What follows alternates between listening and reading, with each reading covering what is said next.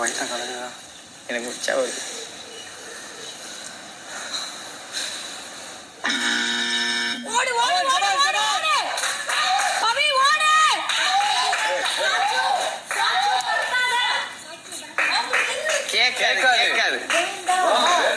கேட்காதுமா. Time பாரு இன்னும் கொஞ்சம் தான் இருக்கு. வந்துருவா. நேரம் பெட்டி எடுத்துருப்பா. எடுத்துருப்பா வந்துகிட்டு இருக்கா.